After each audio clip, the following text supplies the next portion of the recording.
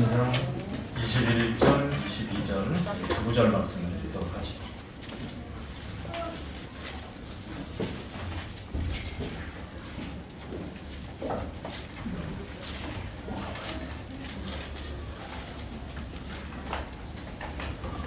저는 지난주에 우리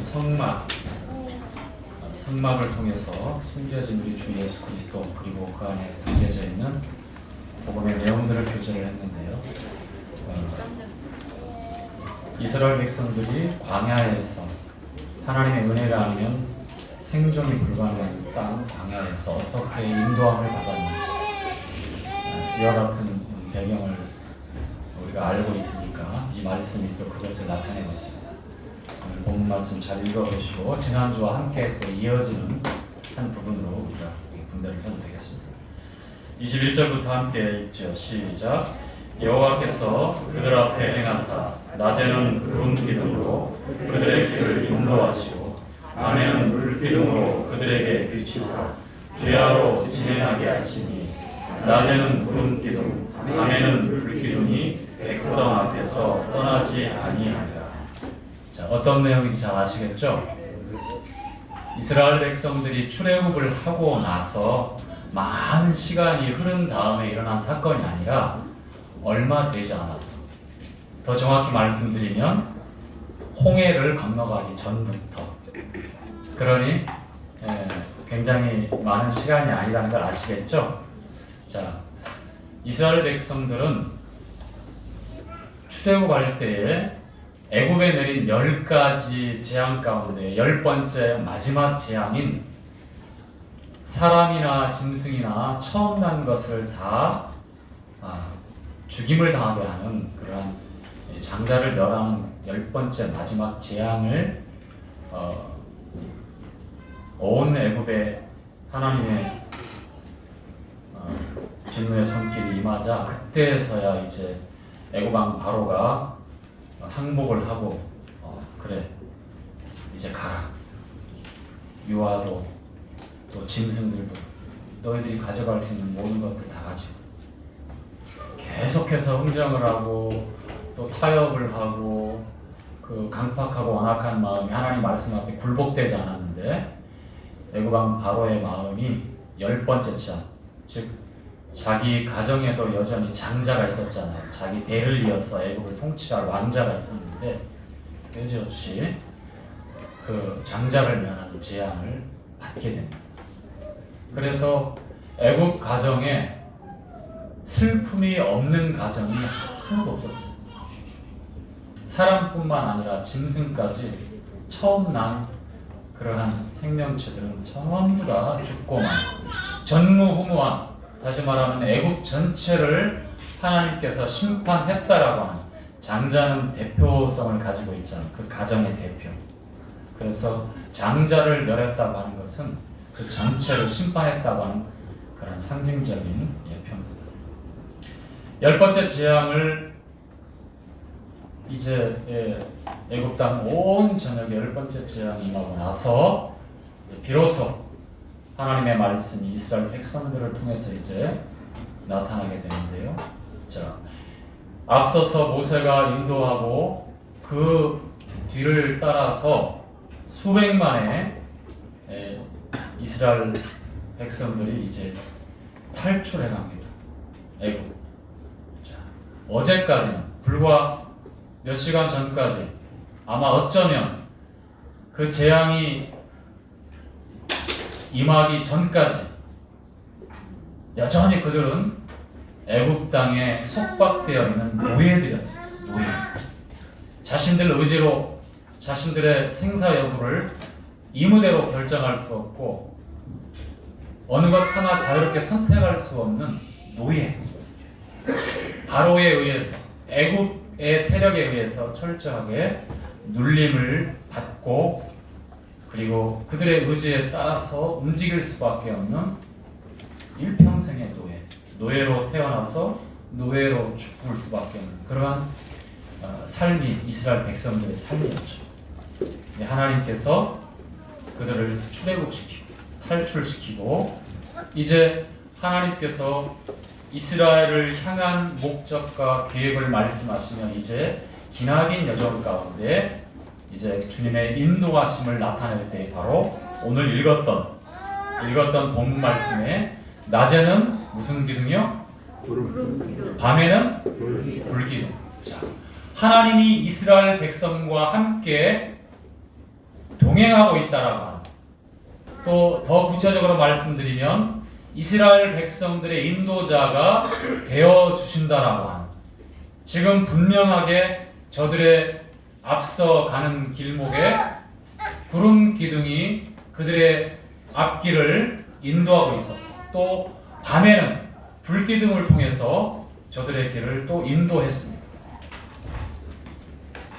주님의 인도하심을 이스라엘 백성들 앞에 나타난 구름 기둥과 불 기둥을 통해서 우리가 한 번 더 알아봐야 합니다.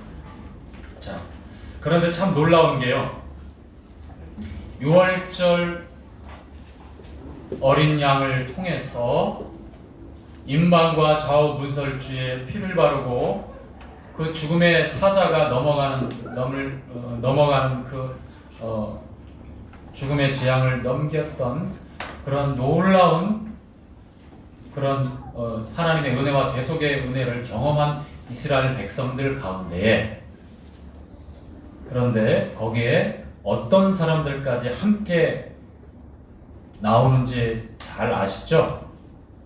예, 섞여 사는 이방 무리들이 함께 출애굽을 하게 됩니다.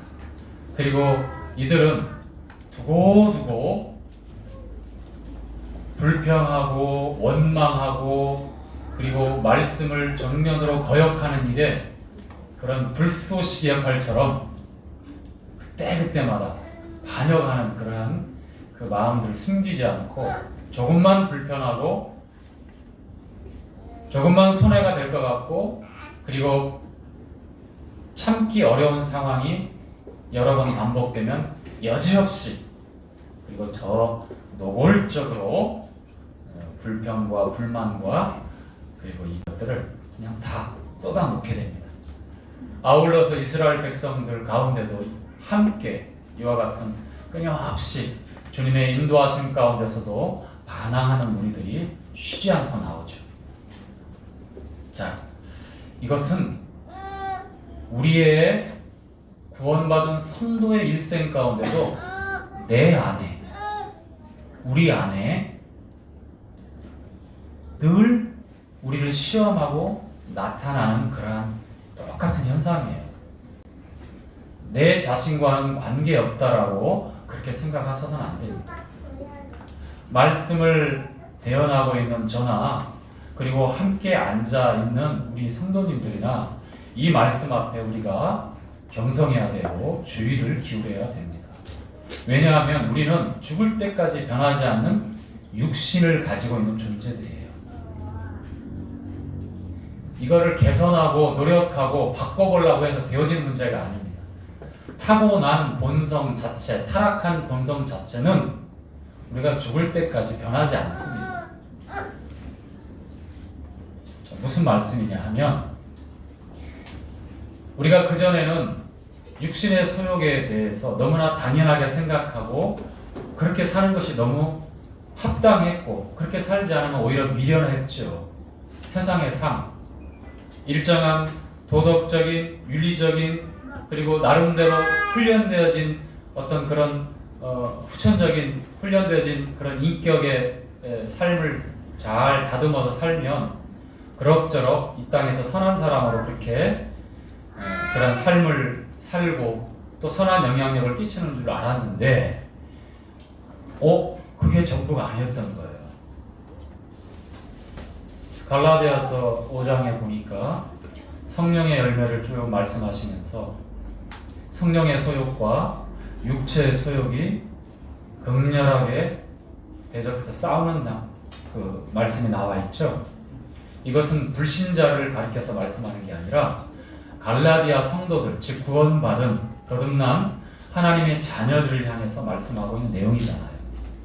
그렇다면 저희들도 동일하게 성령의 소욕과 육체의 소욕이 극렬하게 전쟁하고 있다는 것. 생각이 그렇고 마음에 품는 것이 그렇고 그리고 그것을 종합해서 선택하고 판단하는 일에도 이 육신과 성령의 소욕이 쉬지 않고 부딪히고 있다. 우리 마음은 전쟁터입니다. 주님의 인도하심이 우리 개인에게 있고 교회에게 있고 성도들에게 다 있지만 그 사실들을 우리는 굉장히 가감하며 내 유익과 내가 보기에 선과 악을 이무대로 재단해서 취사 선택을 하고 그리고 나에게 유익이 있고 편하고 즐거우면 은근히 축소하기도 하고 또 불필요하게 과장을 해서 합리화해 가는 그러한 존재라는 거예요. 그게 우리 안에 숨어서 우리가 죽을 때까지 우리 자신의 영적인 삶을 방해하는 하나님의 인도하심과 주의 말씀에 대해서 적극적으로 반응하게 하고 또 나아가서는 거역하는 마음을 일으키는 끊임없이 그것이 어떨 때는 논리적이고 어떨 때는 합리적이고 어떨 때는 상식적으로 이성적으로 우리에게 다가올 수도 있어요. 이것 자체가 나쁜 게 아니에요. 보편적으로 우리가 논리적이고 상식적이고 이성적이어야죠. 그것이 맞죠. 그런데 주의할 게 뭐냐면 하나님 말씀과 부딪힐 때가 있다는 거예요. 이스라엘 백성들을 주님께서 낮에는 구름기둥, 밤에는 불기둥으로 인도하실 때에 이스라엘 백성들이 경험했던 애굽에서 저들이 노예로 태어나서 노예로 죽기까지 평생에 경험했던 그런 상식이 아니었습니다. 그런 그런 합리성이나 그런 논리적인 이론에 따라서 주님이 인도하지 않으셨어요. 저들의 노예 생활에 젖어 있는 이성을 따라서 그렇게 인도하지 않으셨다는 거예요. 그래서 우리가 분별할 때에 지금 당장에 보여지는 현상과 상황에 따라서 논리적이고 합리적이고 상식적이고 이성적인 것이 맞다라고 해서는 안 된다는 거예요. 대부분 보면 우리가 처음에 드는 생각들이 있죠. 그러니까 처음에 모든 사람들이 대부분 그런 것 같아요. 처음에 번뜩하고 스치는 생각은 대부분 잘못됐어요. 대부분 육신이 근거가 되어서 육신, 즉 내 안에 주인 노릇을 하려고 하는 진짜 거듭난 생명을 질식시키려고 하는 주님으로부터 오는 그 능력을 힘입어서 발휘하지 못하게 하는 늘 걸림돌 장애물 역할을 하는 그 육신이 근거가 되어서 불현듯 생각이 싹 스쳐가요. 아이디어일 수도 있고 번뜩이는 지혜일 수도 있고 그런데 우리는 그 처음에 일어나는 생각대로 판단하면 실수할 때가 많아요. 딱 잡고 생각을 하셔야 돼요. 앞에 구름기둥이 있는지 그리고 깜깜한 밤에 불기둥이 있는지 그것을 보고 그 방향으로 그 생각을 우리가 잘 걸러야 된다는 거예요. 우리가 드러나는 그 마음도 똑같아요. 우리 본능적으로 이 땅에서 본능적으로 이 땅을 중심으로 해서 살고자 하는 욕망들이 있기 때문에 불현듯 딱 처음에 드러나는 생각들과 그러한 지혜들이 처음에 나오게 되어 있어요. 그래서 순발력이 있고 융통성 있는 사람들은 그 지혜로운 그 첫 번째 나타나는 그 생각대로 일사불란하게 막 선택해서 그 삶을 조정하고 계획합니다. 그런데 시간이 지날수록 더 실타래가 막 복잡하게 엮이고 더 아주 해결하기 어려운 상황으로 더 들어가는 것 같아요. 성도는 어떤 때는 더디지만 하나님의 말씀의 인도하심을 기다려야 되고 그리고 한 번 더 생각하고 신중하게 분별해야 되는 것이 거듭난 성도들의 선택하고 또 주님의 인도하심을 받는 그런 공통적인 삶의 그런 태도입니다. 아시겠죠? 자, 우리 13장의 구름기둥과 불기둥이 이스라엘 백성들을 인도하고 있는 주님의 인자하심이 분명히 있음에도 불구하고 한 장 14장에 넘어가면 이제 애굽 왕 바로가 또 자기가 잘못된 선택을 했다라고 생각을 하고 이 수백만의 노예가 없으면 그 기간 산업이 다 멈춰버릴 수 있고 그리고 고비용으로 들어가니까 경제적으로 또 여러 가지로 굉장히 애굽에 손해가 되겠다 싶으니까 그 강팍한 마음이 다시 완악해지면서 어떻게 합니까? 수많은 셀 수 없는 병거들을 동원해서 애굽의 군사들을 이제 동원해서 추격합니다. 불과 하루나 이틀, 많으면 3일, 며칠 정도밖에 안 됐을 텐데 그 거리를 추격해서 옵니다.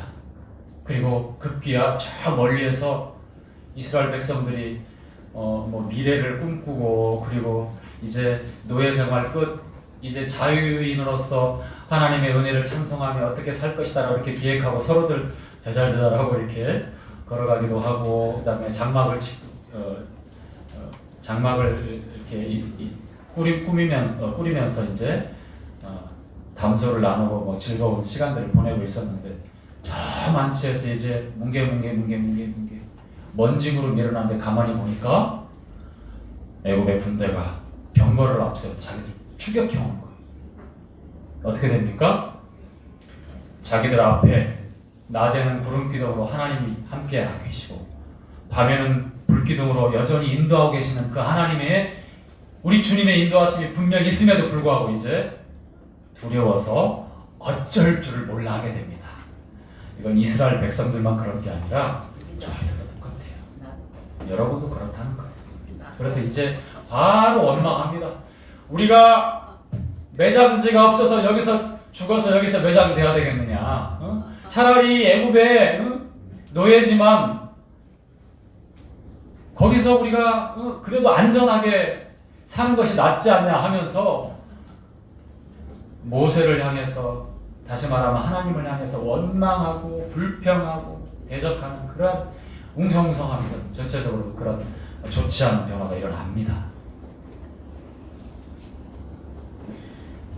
저는 교회에서도 보면 어쩌면 어떻게 이렇게 이스라엘 백성들이 모세와 하나님 앞에서 40년 그 이후에도 이제 마찬가지인데 40년 광야 생활에서도 끊임없이 똑같은 문제, 똑같은 상황에서 이렇게 달라질 수 있을까?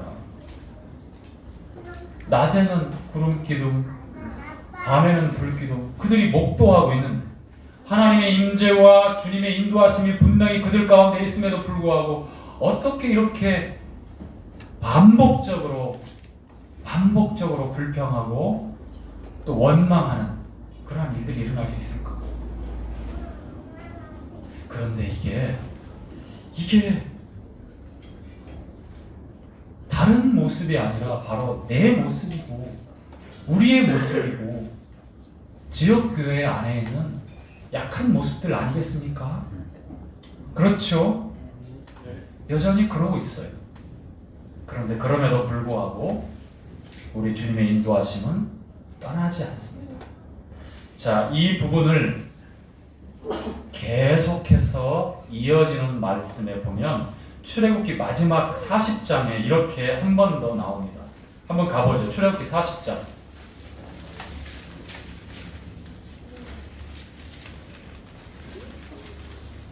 출애굽기 40장 34절부터.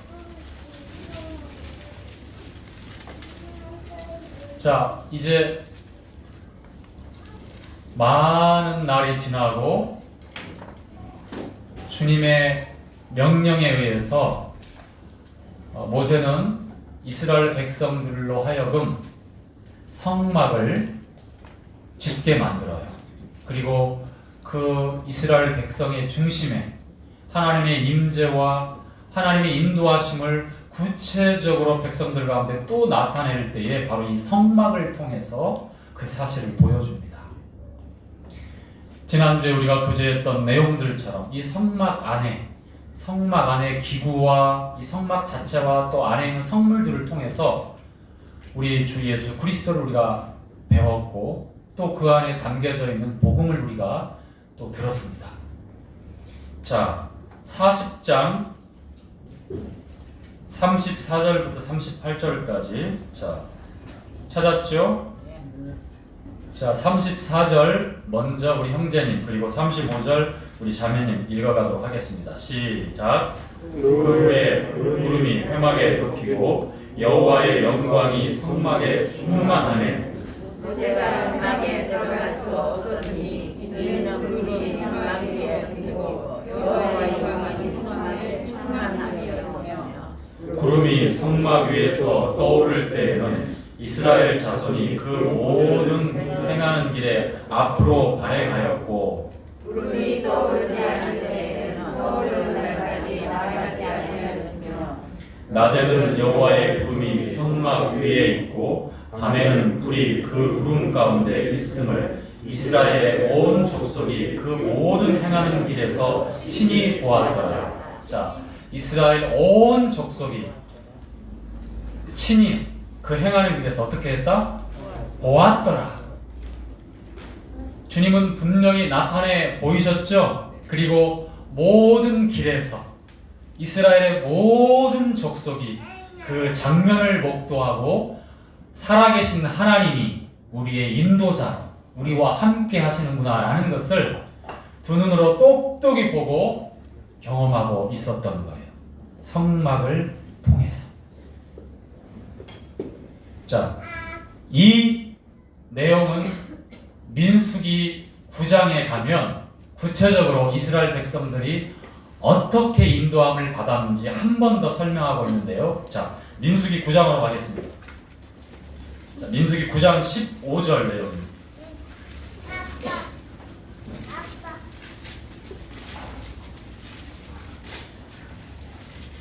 자, 15절부터 마지막 23절까지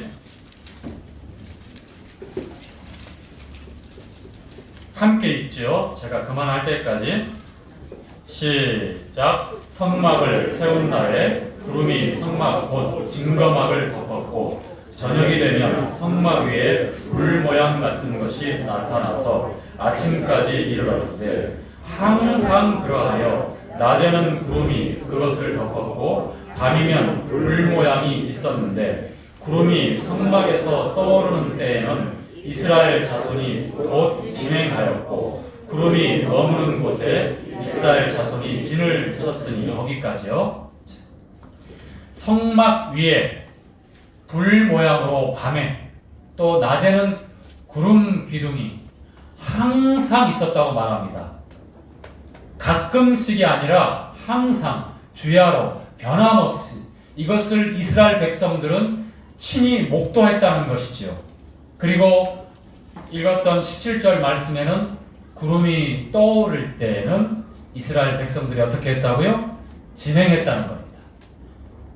장막을 쳤던 것을 이제 다시 잘 개어서 여행할 수 있는, 앞으로 나가야 되니까 왔던 길을 되돌아갈 수도 있고요.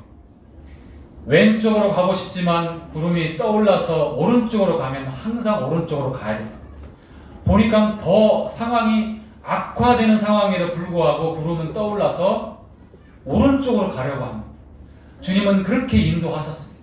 이스라엘 백성들은 그거에 따라서 스스로 판단하고 생각하고 합리적이고 논리적으로 그렇게 자기들 스스로 상황을 판단해서 결정하지 않았습니다. 오직 구름 기둥과 불 기둥을 바라보면서 하나님의 인도하심에 따라서 걸어갔다는 거예요. 진행을 했다고 말씀을 하고 있습니다. 그러나 그 사실은 어느 날 가끔씩 나타나는 것이 아니라 항상 여러분이 잘 알 수도 있고 모를 수도 있고 인정하기도 하고 인정하지 않을 수도 있지만 항상 여러분의 삶에 하나님의 인도하심, 우리 주님의 인도하심은 항상 함께하고 있다는 사실을 여러분 믿으시기 바랍니다. 여러분 상황이 유쾌하고 즐겁고 편안하니까 주님의 인도하심이 있다라고 그렇게 생각할지 모르겠습니다. 그러나 정반대의 상황, 불리하고 손해가 되고 당황스러운 상황에서조차도 우리 주님의 인도하심은 항상 함께한다는 사실을 우리는 믿음으로 받아들이고 모든 일에 범사에 주님을 인정하는 그러한 성도의 경건한 삶이 어느 때고 필요합니다.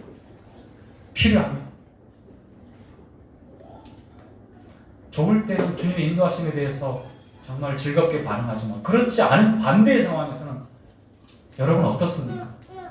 그렇지 못할 때가 많잖아요. 우리가 확인해서 여러 번 읽어야 될 본문들이 있지만 이스라엘 백성들은요, 상황이 불리하고 불편하고 괴롭다라고 자기들 스스로 판단되어지고 그렇게 경험되어지면 어떻게 됩니까? 여지없이 불평했어. 여지없이 원망했습니다. 주님의 인도하심이 아니다라고 단정합니다. 우리 가운데 주님이 계신가? 하나님이 우리 가운데 계신가? 아니 계신가? 의심합니다. 항상 목도하고 있음에도 불구하고 저는 이 말씀을 준비하면서 제가 제 모습이 너무 선명하게 보이는 거예요. 제 모습이 다른 어떤 분의 그러한 모습이 아니라 제 모습이 이스라엘 백성하고 내가 다를 게 뭐가 있나? 자, 계속 읽어가죠. 18절.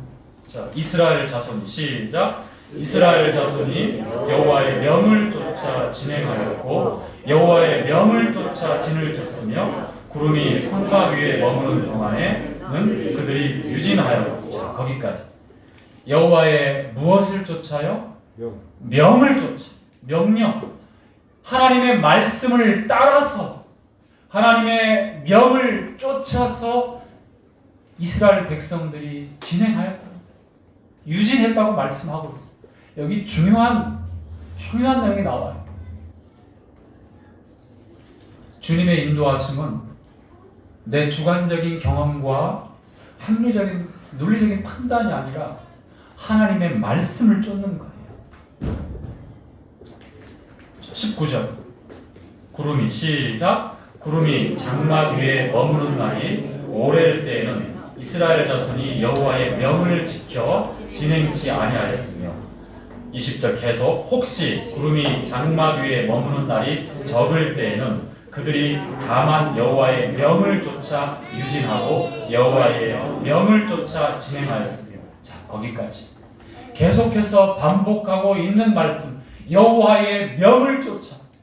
우리 성도들의 주님의 인도하심에 대한 반응이 무엇이겠어요? 주의 말씀을 쫓아 하나님의 말씀이 있는 그곳에 우리의 생각과 우리의 마음이 향하는 것이고요.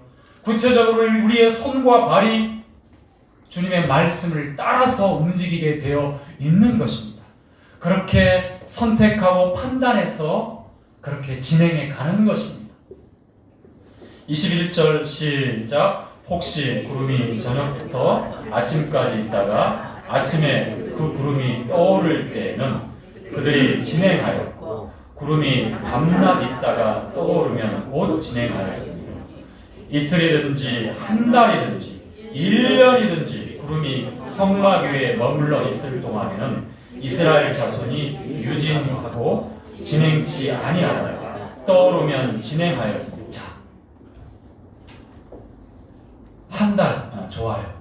거기까지는 어떻게 좀 견딜만한 것 같아요. 자, 1년 이상 견딜만 하겠어요. 그 자리에서 광야에 그 메마르고 거친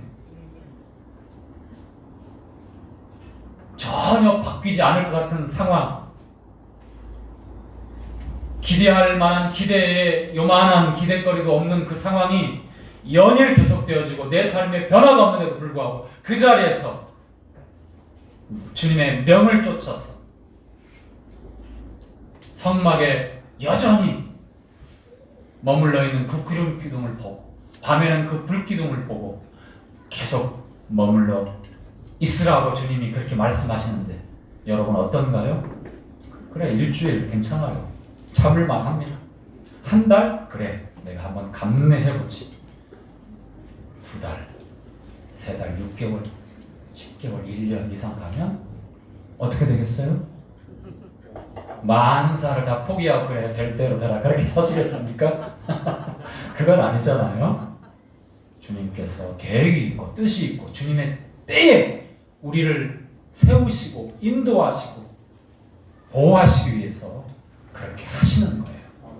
우리가 조급하게 우리의 기대와 바람대로 되지 않는다고 그랬어. 우리가 생각했던 방법대로 이루어지지 않고 당황스러운 상황이 내게 닥쳐왔다고 그래서 그 자리에서 전전긍긍하고 피해보려고 모면해보려고 애써 노력하면 노력할수록 구름 기둥과 불 기둥에서 멀어질 수밖에 없어요. 광야는요 여러분 우리의 지혜와 경험과 우리 힘으로 생존할 수 있는 곳이 아닙니다. 물론 불순종의 결과로 이스라엘 백성들이 광야 40년을 살아가게 되지만 우리가 우리 자신에게 적용시킬 때에도 하나님의 은혜가 아니면 안 됩니다라고 하는 이런 강한 믿음 가운데서 하나님의 은혜로 구원받았고 하나님의 은혜로 신앙생활을 하는 것이고 하나님의 은혜로 천성을 향해 가는 것이고 하나님의 은혜로 그날의 주와 같은 형상으로 부활하고 변화되어질 것이고 하나님의 은혜를 떠났으면 우리가 살 수가 없어요. 어느 것 하나 온전할 수가 없다는 거예요. 그런데 하나님 은혜에 우리의 경험과 지식과 우리 기대와 바람을 믹서해가지고 어떻게 해보려고 하는 시도들이 오늘도 내일도 끊이지 않을 것입니다만 그때 여러분 기억하십시오. 주님이 머물러 있어라 하면 한 달이 되었던 1년이 되었던 주님을 믿고 의지하십시오. 자, 마지막 23절 시작. 곧 그들이 여호와의 명을 쫓아 진을 치며 여호와의 명을 쫓아 진행하고 또 모세로 정하신 여호와의 명을 따라 여호와의 직임을 지켰더라. 여호와의 명을 따라 여호와의 명을 따라 우리 주님의 말씀을 따라서 이것이 주님의 인도하심에 대한 핵심 내용이죠.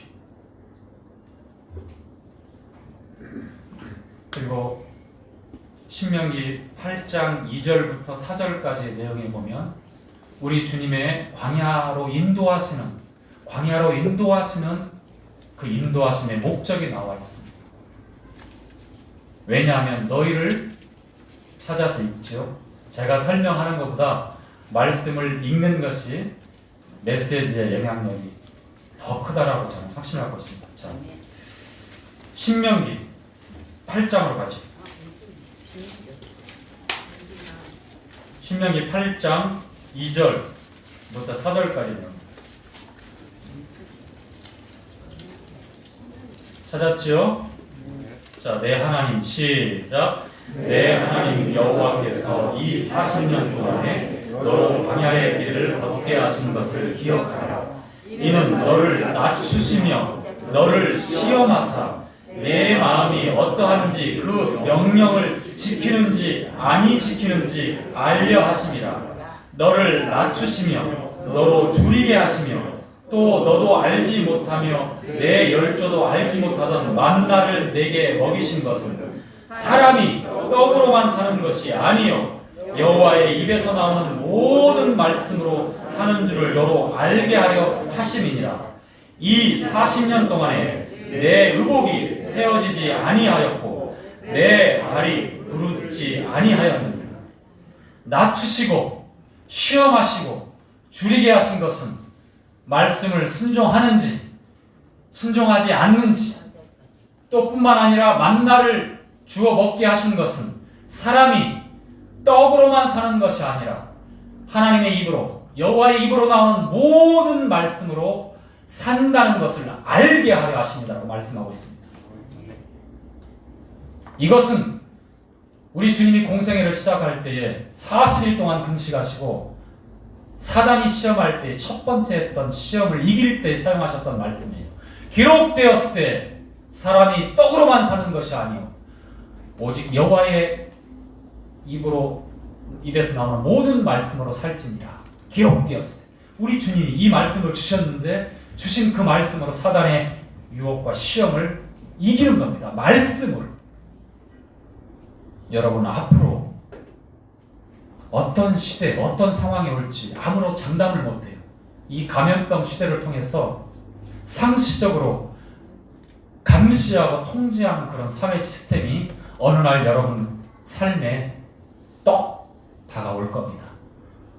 어쩌면 이제 QR코드를 받아서 그것을 검증하고 내가 종교 집회에 참석하고 있다는 사실을 이 정부에 계속 보고해야 되는 가까운 어느 날에 임할 것이고, 그 결국은요 이 세상이 어떤 세상이 되어가는가, 지난번에도 말씀을 드렸지만 너무나 빨리 급속도로 그런 시스템이 우리 가까이 오는 것 같아서 제가 정말 저 개인적으로 두렵더라고요. 말씀의 예언의 말씀을 연구하고 묵상하는 성도님들은 하나같이 너무 기가 막힌 거예요. 너무 빨리 오니까. 이것이 먼 미래에 이루어지고 분명히 올 시대이지만, 그런데 우리 시대에 이렇게 가깝게 전방위적으로 이렇게 오는 것을 보면서 상당히 놀라움을 금치 못할 수가 있어요. 지금 상황이 그렇습니다. 팬데믹 현상이 그것을 더더욱 앞당기고 그 시스템을 우리는 자연스럽게 받아들이게 되어진다는 거예요. 보호해 주십시오. 살기 위해서는 자기 자유까지 반납하는 겁니다, 이제. 그러면서 이제 통제하고 감시하니까 자신의 안정적인 것들, 내가 누리고 있는 이 편안하고 안락한 것들을 지키고 유지하기 위해서 협조해야 되는데, 그 통제와 감시에 따라가야 되는데, 그러려면 이제 어떻게 됩니까? 종교집회 자제하십시오. 나아가서는 모이지 마십시오. 이러한 공권력을 동원한 그러한 분위기가 무르익어가면 어떻게 되겠어요? 벌써부터 모임에 안 나오고, 물론 특별한 상황이니까 충분히 이해를 합니다만, 그러나 함께 이렇게 우리가 불안한 마음을 넘고 이기고 주님 말씀이 있는 곳에서 함께하고 예배드리는 것이 우리가 얼마나 소중하다는 걸 알기 때문에 모이잖아요. 그런데 이러한 모임과 성도들의 이러한 교제와 사귐에 대해서 이제 점점점 사이버상, 온라인상으로 가면서 비정상적으로 변해가고, 결국은 이 마음에서 그러한 마음이 다 사라져버리고 통제에 따라서 가야 돼요. 내 직장을 지켜야 되고, 내 경제적인 상황을 지켜야 되고, 내 안락한 상황을 유지해야 되고 지켜야 되니까 따라가야 된다. 말씀은 그 다음이고 우리 주님의 명은 아니야, 그냥 그 다음이야. 죄송합니다. 제가 이렇게 빗대어서 말씀드려서 몇몇 성도들을 상당히 부담스러울 수 있는데요, 부담을 가지셔도 괜찮습니다. 주님의 인도하심은요, 합리적인 상황과 논리적이고 이성적인 그런 상황으로 세상 사람들의 기준에 맞춰서 그렇게 인도하심을 받겠다고 생각하면 크게 실수하실 수 있어요. 물론 온라인상으로 지금 상황에 맞춰서 예배를 드리고 교제하는 것, 필요에 따라서는 가능하다고 봅니다. 그런데 이 상황이 무르익어가고 계속해서 진행해가면 어떻게 되는지 본인들도 알잖아요. 함께 모이자는 거 너무 당연하고, 오히려 모이는 것이 민폐를 끼치는 것이고, 하나님 말씀은 시대와 상황에 따라서 분별을 달리하면 되는 거예요. 그럼 편하게 살 수 있어요. 그렇죠?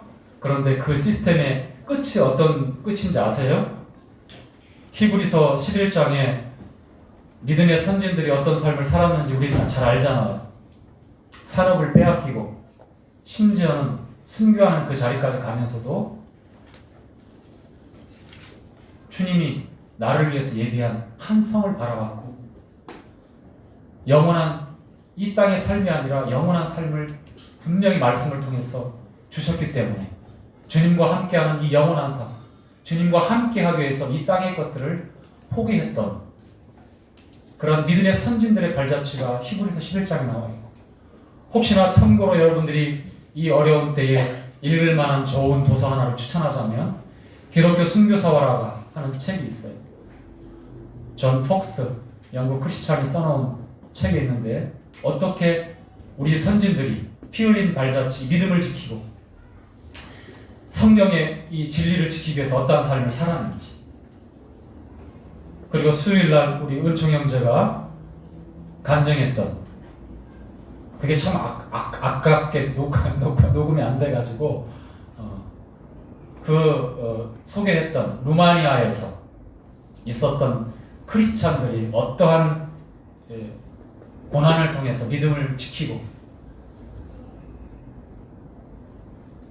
오늘날에도 보면 여러분, 오늘날에도 공산권 나라에 또 무슬림 이 국교인 나라에 또 불교나 다른 여타 종교가 절대 지배하고 있는 나라에 형제 자매들이, 그리스도인들이 당하고 있는 모진 고난과 핍박은 우리의 생각을 뛰어넘어요.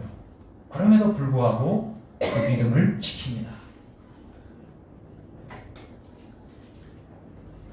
주님의 인도하심은 어느 곳, 어느 형편, 누구에게나 동일하게 있어요. 그런데 우리는 당연하게 이 안락하고 풍요로운 이 상황과 이 삶을 만끽하면서 주님이 우리 가운데 계신가 아니 계신가 이렇게 배부른 얘기를 해서는 안 돼요. 가난해져야 되고 간절해야 되고 앞으로 더한 일들이 오면 오지 이렇게 끝나지는 않을 거 아닙니까? 그렇죠? 자, 우리 한 구절 말씀만 찾고 마치도록 하죠. 시편 119편 105절 말씀입니다.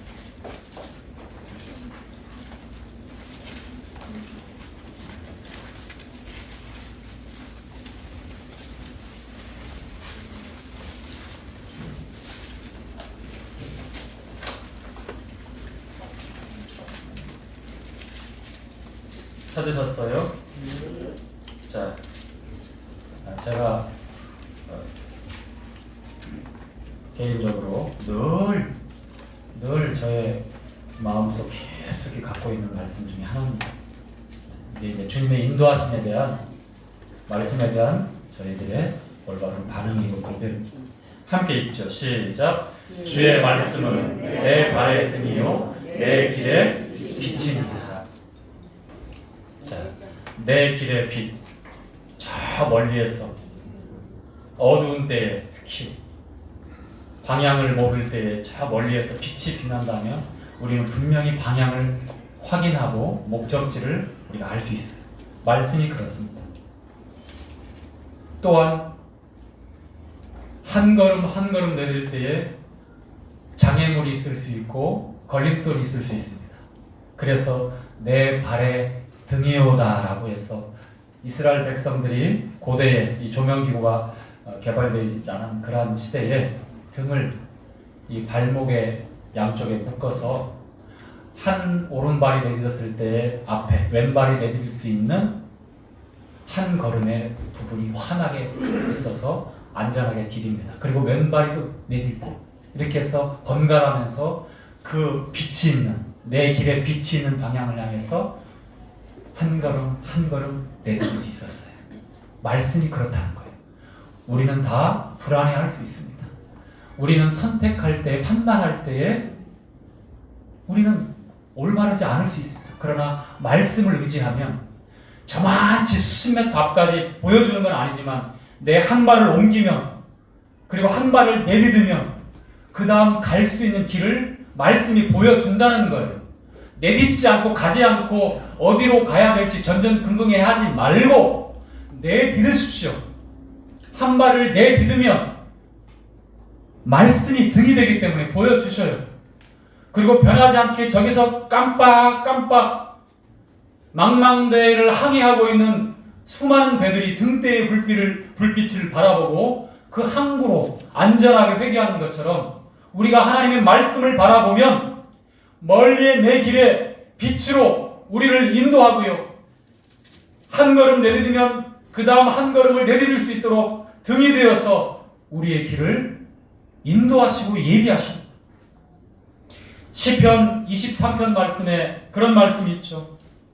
푸른 초장 쉴만한 물가로 인도하시고 내 영혼을 소생시키시며 자기 이름을 위하여 의의 길로 인도하신다. 맞습니다. 아멘이시죠? 우리 주님이 보호하셔요. 우리 주님이 인도하십니다. 그리고 지금 3년 6개월 동안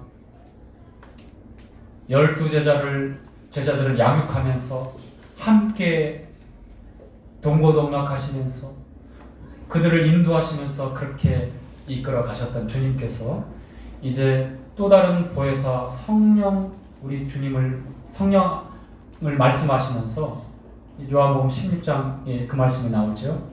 진리의 성령, 또 다른 보혜사 우리 주님의 영이 오시면 어떻게 한다고 그랬습니까?